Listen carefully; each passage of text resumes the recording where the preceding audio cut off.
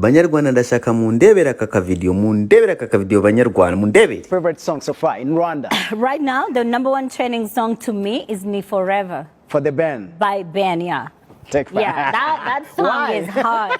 No, it's just everything. He needed to say what he had to say, and he said it. Yeah. And that's it. And then he said it to someone. No, exactly. he said it. He said what he needed to say. I love it. I wish my man could. He's the right person, like though. Yeah. Muzemba amakuru y'igihuha. Impamvu The Ben atagiye kwa Zari. The Ben agisohora Habibi yabaye hit iteye ubwoba, igenda imipaka, ica ku mipaka. Tugihengira ngo nibwo nahuye na Mugisha umuhungu wanje, duhurira Kampala. Turakiringa mu gake. What The Ben mbona ni is like my brother man. Yo tupurapinga nta nubwo ajya nyita bimwe bya Bruce Melody ngumanyita ngo ariko ndumva The Ben niwe muntu wenyine muri yo industry nyita Muzafaro kumwe bambyaye. Ben yakoze utuntu tuwa hano no hino. The Ben ajya South Africa aho zaratuye. Noneho nk'umusitari haba hari udu connection twa hano na hirya baba bamuconnectinze na Zari nawe Habibi yari yamugezeho. Noneho cyaza ari burugo bari ngo Habibi kikibonamo kikavuga ati wa mwana w'umunyarwanda yaririmbaga njewe n'ukuntu gisa nk'icyarabura buriya Zari bamwita Zari Hassan nyine afite muturaso twicyarabu n'iki noneho Zari kubera nyine akunda abana bato n'ibiki Zari abatangiye kwinjirira umuhungu wacu Mugisha uragira ngo ntiyashinzemo ipoto. Noneho Umugisha ashinzemo Mugisha ko abikoze Zari kwa kundi nyine itafatiraho. Icyo gihe ndibuka hari akantu Zari yigeze gupostinga karimo The Ben, kandi The Ben yararangije kuyarya. The Ben yarakuyemo yarashinze ipoto akuyemo naye. Hari akantu Zari yigeze gupostinga ngo pa cya kahita gasikashwa muri The Ben ari kumwe na Zari. Mugisha aramubwira ati reka nkurayo ngiye ntabwo ngiye gusohokana n'abakecuru. Zari bagakuyeyo ugaposta bagakuyeyo.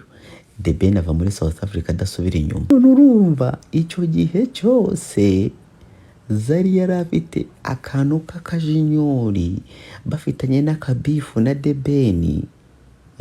Bigenda bikura The Ben yaramuriye sini n'iki kandi yaramuririye n'amafaranga. Aya n'amakuru y'igihuha ndakubwira ibi bintu bishobora kuba ari birimo, bishobora kuba ari nkabyo ariko kuri 2% cyangwa 5 cyangwa 10 cyangwa 20 cyangwa 90%. Ibuka uyu ni Dumburi muravuga. Urumva ko bari bafitanye ikintu mu Cyongereza bafita bad blood. Urumva rero ubwo Zari abaraje Kigali. The Ben nawe nibwo akiva mu bukwe ntabwo gishobora kugenda muri bya bintu bya kera ngo bisubiremo, kabara akavuyo. Arareba aravuga ati ba Kigali boss babies nabo bararwanye ngo bamene bikiri, yari yakuru arwana ngo yamene ikiri ngo aramuntu bamutwikira. The Ben arabire baravuga ati reka mfunga umutima. Zari n'ubundi so umuntu nkibona ni umuntu naranye ubwo se n'iki nkimushakaho. Agareka nifungira umutima ngende kwa bya Kigali boss babies. N'ubundi Zari mufata nk'umuntu usanzwe kuri njyewe. Ibyabaye byarabaye. Ubwo Dumba nkaba nguhaye amakuru ushobora gukoresha impamvu The Ben atagiyeyo. Ubwo Dumba mba ndangije kandi mba mbivuze bifata uko mbikubwiye. Iyo yaba ari reason. Nta makuru ufite we ibaze ko nira The Ben na Zari yigize igihuha. Ntago ari igihuha, barakundanye barasohokanye. It was a very short time, nk'ukwezi cyangwa nk'amezi 2. Hari n'igihe bigeze kuzana i Burayi maze muri Europe. Numva nta nkuru ufite. Noneho The Ben agenda South Africa byo ntabyo waruzi, ni Buganda nahe hose mbega reka nkubwire. Bamaranye iminsi no muri Amerika. Yize no kumusanga muri Amerika. Nuko utasubira inyuma cyane ngo urebe na poste za Zari cyane. Hari ahantu yamuharara mu posting cyane yamupostinga gabugiye. Nibwo bari kumwe ko nago story yabo yamaze igihe gitoya nk'amezi 2 kwezi kumwenda nibwo babigaragaje. Ibyo byahinze birashya ariko The Ben azi ubwenge. Nago yamupostinga gusa hari utuvideo twagiye dusohoka bari kumwe nyine n'icyumva.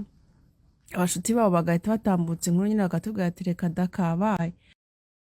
Ega ka debate azi ubwenge iyo yazi gushaka hashi nabonye umukobwa nari nkohereje nimugoroba nawe barasohokanye kandi debate yamukuyeho kashi ariko icyo nkundira debate ni uko ari n'abagore bazima kandi bafite n'akantu kagaragara rwose ntabwo ari umwanda pengewe nta nubwo ndi mu kontre wiwe umva azi value yiwe ntabwo ajya kurya imyanda nk'abandi bandi twirirwa tubona ahangaha. What's up, Kigali? Rwanda is Zari, aka the boss lady, and as you can see, I'm dressed in my white pajamas in preparation for tomorrow's all white happening at the Wave Lounge in Kigali. Honestly, you don't want to be anywhere. We're winding up the year in style. It's all white. Come dress good. Come ready to spend money. Come ready to meet me, your host, the mostest. I'll see you tomorrow at the Wave Lounge from 8 p.m.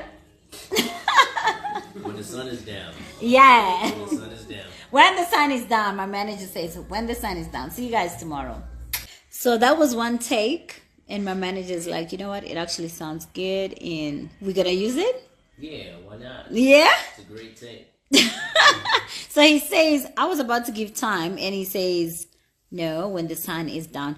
Ladies and gentlemen, tomorrow at the Wave, my manager says when the sun goes down, you better show up. Or otherwise... It starts when the sun is down, ends when the sun is up. There you have it. He said it. He's the coolest guy. I'm going to tag him here, ladies. You single? I'm very single. But I only want the finest. Okay, so my manager is single, but Rwanda has the finest girls. You haven't seen the girls in this country. Somebody needs to tell him the girls... So far in Rwanda. Right now, the #1 trending song to me is Me Forever. For the band. By Ben, yeah. Take five. Yeah, that song Why? is hard. No, it's just everything. He needed to say what he had to say, and he said it. Yeah. And that's it. And then he said it to someone. Yeah, exactly. he said it. He said what he needed to say. I love it. I wish my man could He's the right perform person, like that. huh? Yeah, so beautiful. Fantastic. Yeah. Beni de beni urumujangweri. De beni urumujangweri. De beni urikijangweri. The beni ntago you cannot play with something called promotion. Ntuzakine n'ikintu cyitwa promotion beni. Beni ukinisha ikintu cyitwa promotion. You don't wa mugani wa papa cyangwa kubwira ngo wadutesheje agaciro witesheje agaciro kugenda ngo kwa batiti Brown ujye kwa Titi Brown ushaka yiki beni ngo kwa Chris Easy utrendiza umwaka umwe uri yavuye muri prison nene bakakubona nguri mura promotinga na Titi nguri mura promotinga na nuza ngo yakubise bana beni unswaza Beni unswaza Beni you don't know how ntuzi gukurikirana Beni Melodara gusi wambojije kuvuga ibi bintu ariko reka mbikubwire Melodara agiye kugucyaho n'imodoka utazi because you don't know what promotion is. Dirimba bya Forever bwawe nibirangira Melodara za gukubita izindi zitano yiruka. Ndakubwiye Beno kinesha promotion. Zari yavuze ibi bintu kuri verses ahantu hose abantu bari avuga ko akunda indirimbo yawe agenda yatendinga white party. Zari ntabwo ari igicucu zarazi ikintu cyitwa promotion yari arimo araguhamagara. Zari simusiru Zari yari arimo araguhamagara akubwira ati ndagushaka ku gitaramo cyanjye yari yumvishe ko The Ben ari mu gihugu. Wallahi ubizi ko zaraguhamagaye urabizi Beninze nawe tukimanye ngewe nawe turabizi me and you we know Zari cannot say such a thing on the national TV for nothing. Yaragushakaga yarakubwiraga Beni come to my party ugenda kwa black and ugenja kwa black kandi hari white. Beni uri kisajja kisiro Beni ubwo Zari wahita uyuza kujya wari kumukoresha ibintu ushaka ku ndirimbo ukamubwira ati duwe challenge ubone mukakwatanga mukaflexinga tugeza Zari agapostinga kuri tugakoresha page ye kupostinga agashira kuri page ifite miliyoni 11 indirimbo Forever ikabibonye izindi mileage kandi urabizi Zari akagiye wowe isura yawe na Zari igiye hariya mileage byatari abantu baba bagiye kubona iyo ndirimbo bari abantu benshi iyo bari promotion The Ben urayangiza.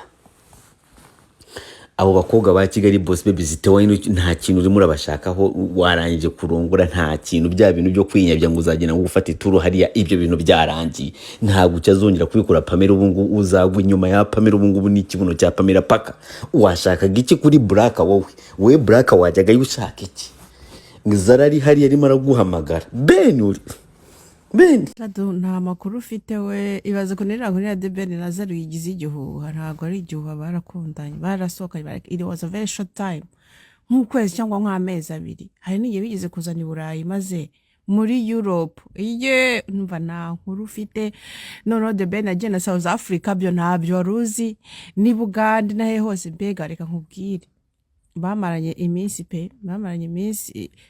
no muri Amerika yize no kumusanga muri Amerika nuko utasubira inyuma cyane ngo urebe na poste za Zari cyane hari ahantu harara mu posting cyari yamupostinga gabugiye nibwo bari kumwe ako nago story yabo yamaze igihe gitoya nk'amezi abiri kwezi kumwenda nibwo babigaragaje ibyo byahinze birashya ariko The Ben azi ubwenge ntago yamupostinga gusa hari utuvideo twagiye dusohoka bari kumwe nyine n'icyumva abashuti babo bagahita batambutse inkuru nyine bakatubwira ati reka dakabaye reka kandi The Ben azi ubwenge iyo yazi gushaka haje naho nyamukobwa nari nkohereje nimugoroba nawe barasohokanye kandi The Ben yamukuyeho kashi ariko icyo nkundira The Ben ni uko ari n'abagore bazima kandi bafite n'akantu kagaragara rwose ntabwo ari umwanda pengewe nta nubwo ndi mu kontre wiwe umva azi value yiwe ntabwo ajya kurya imyanda nk'abandi bandi twirirwa tubona aha ngaha